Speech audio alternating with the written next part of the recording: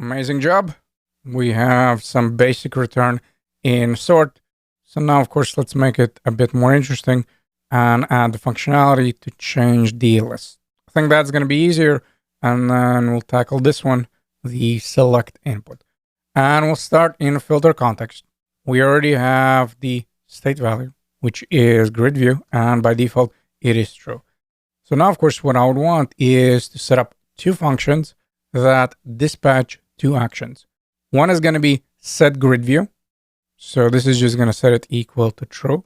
And then one is going to be set list view, which of course will set it equal to false. And then if that is the case, we already know that we will display the list, correct? So right after the use effect, we're going to go with two functions, const, and I'll call this set grid view. And that one is equal to my function. So I don't need to pass any parameters. I'm just going to go with dispatch over here. And of course, I would need to pass in type. And there is already a action variable for that.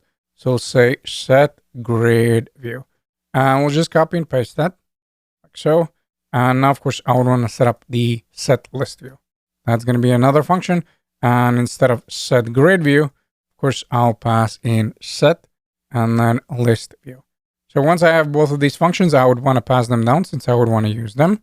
So say set grid view, set list view, and now it's up to you. If you want to set up the reducer first, you can do it. Or in my case, I'm just going to go and attach both of these functions to my buttons, and then I'll deal with them in the reducer. So let's save. And again, we're looking for sort component. So we're done with the list view. We're actually done with the product list as well. And in the sort.js, I would want to first grab both of these functions. And remember, name was set grid view. And the second one was set list and then view. And the first one is going to be the grid button. That's why in here we'll say on click. So once we click, we get set grid view. And then the second one will, of course, will be my list. So again, we go with on click and we'll go with set list view function.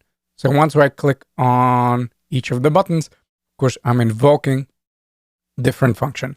So I'll save, and we just need to handle that in the reducer, and the setup is pretty straightforward, where once we navigate there in the filter context, I have two actions, set list view and set grid view.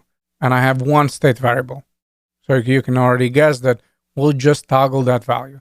So I'm going to go with action type is equal to a set grid view. So set grid view underscore grid view. Then, of course, I would want to return my state. So let's go with return dot state. But then the property, the grid underscore view property, will be equal to true. Now, if of course the action is set list view, you can already guess that grid view will be set to false. Let's copy and paste. We have set list view. This is going to be another action. And then, of course, it's going to be set to false. So now we should be able to navigate to the big screen. And then once we click on the buttons, of course, there it is. Now I have the list view and now I have a grid view. Why? Well, because we're changing the value in the state and in the product list. We're handling that. Again, I'm going to go back to the components just so you don't think that I'm cheating. I have filter provider. And of course, in the reducer, notice grid view is true. Once you click, this is false. Since this is false in a product list, we are returning a list view. And since we attach this class of active to the buttons, now, of course, if the value matches to the one we're looking for, of course, now the button is active. So now this is the grid view and this is the list view.